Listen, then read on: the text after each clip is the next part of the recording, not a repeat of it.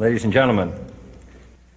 The very word secrecy is repugnant in a free and open society, and we are, as a people, inherently and historically opposed to secret societies, to secret oaths, and to secret proceedings.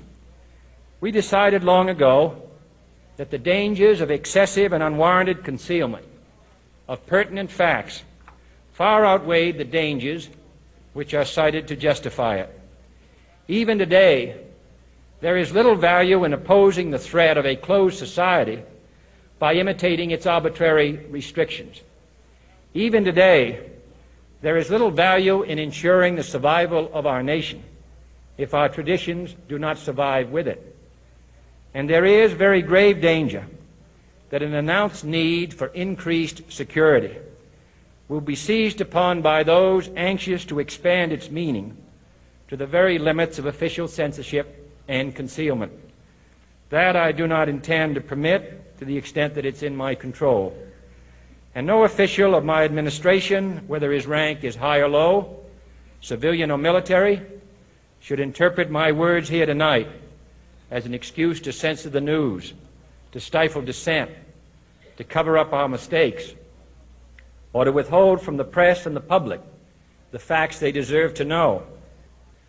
For we are opposed around the world by a monolithic and ruthless conspiracy that relies primarily on covert means for expanding its sphere of influence, on infiltration instead of invasion, on subversion instead of elections, on intimidation instead of free choice, on guerrillas by night instead of armies by day.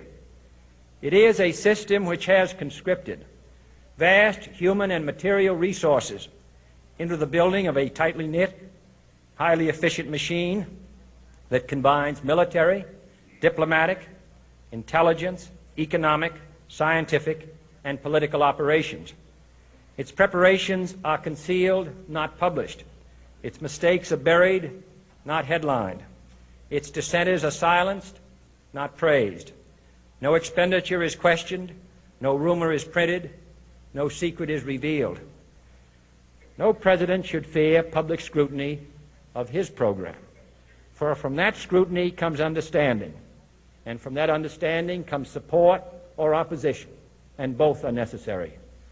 I am not asking your newspapers to support an administration, but I am asking your help in the tremendous task of informing and alerting the American people.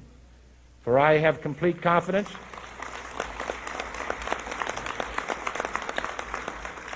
in the response and dedication of our citizens whenever they are fully informed. I not only could not stifle controversy among your readers, I welcome it.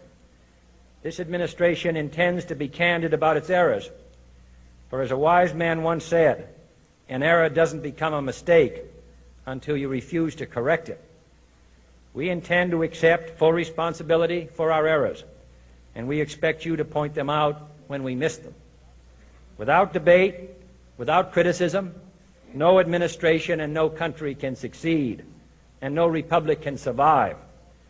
That is why the Athenian lawmaker Solon decreed it a crime for any citizen to shrink from controversy. And that is why our press was protected by the First Amendment, the only business in America specifically protected by the Constitution, not primarily to amuse and entertain, not to emphasize the trivial and the sentimental, not to simply give the public what it wants, but to inform, to arouse, to reflect, to state our dangers and our opportunities, to indicate our crises and our choices, to lead, mold, educate, and sometimes even anger public opinion. This means greater coverage and analysis of international news, for it is no longer far away and foreign, but close at hand and local. It means greater attention to improved understanding of the news, as well as improved transmission.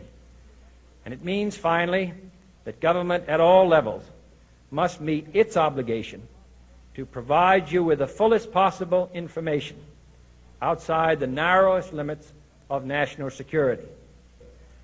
And so it is to the printing press, to the recorder of man's deeds, the keeper of his conscience, the courier of his news, that we look for strength and assistance, confident that with your help, man will be what he was born to be, free and independent.